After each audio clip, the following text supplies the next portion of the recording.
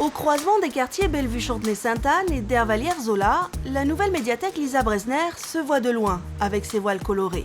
Elle a ouvert ses portes fin 2013 et déjà certains lecteurs la connaissent par cœur. Vous voulez faire la visite? Là-bas, il y avait des tablettes.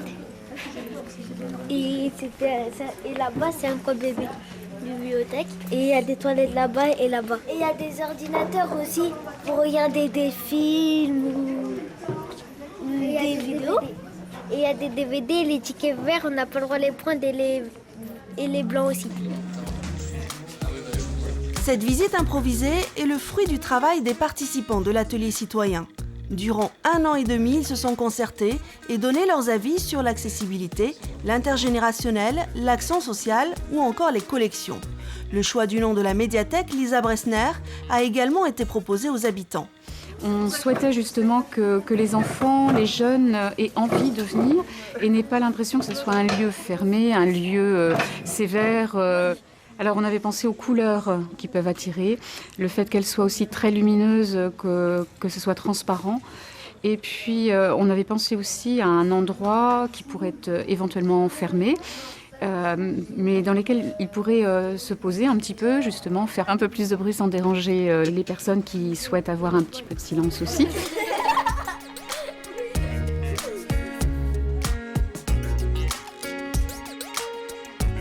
On s'est beaucoup mobilisé sur la forme à la fois architecturale et l'aspect fonctionnel des choses.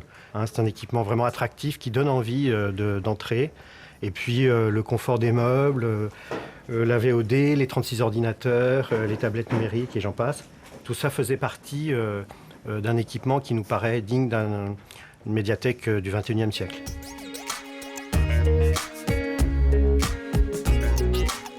On est venu aux ateliers participatifs, on a voulu pouvoir donner nos avis, notre conseil, notamment sur le fond documentaire. On se sert de matière, c'est-à-dire de livres, pour que nos participants écrivent.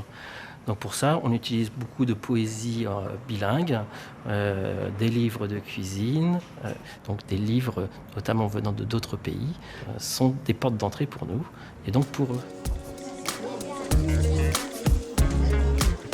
On s'est tous exprimés sur ce qu'on aimerait voir dans cette médiathèque.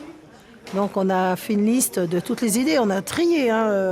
On a commencé par des tableaux, voilà. Ce qui a été fédérateur, c'est qu'on s'est tous rassemblés sur le coin cuisine. On s'est rendu compte qu'autour d'un livre de cuisine, des recettes de cuisine, on peut rencontrer toutes les cultures confondues. Et pour qu'il y ait une véritable rencontre, les habitants ont imaginé un espace autonome. Le hall est ouvert aux associations en dehors des horaires d'ouverture de la médiathèque, avec cuisine et salle de projection. Moi, j'ai été vraiment agréablement surprise du fait que des gens qui viennent d'endroits différents, parce qu'on était sur le grand quartier, des gens qui avaient des parcours de vie différents, arrivent à parler collectif. On a réussi à imaginer ensemble la bibliothèque avant qu'elle existe et on l'a pas rêvé ensemble, ça fait un peu excessif, mais on l'a imaginé ensemble et c'était vachement chouette le jour où on a ouvert.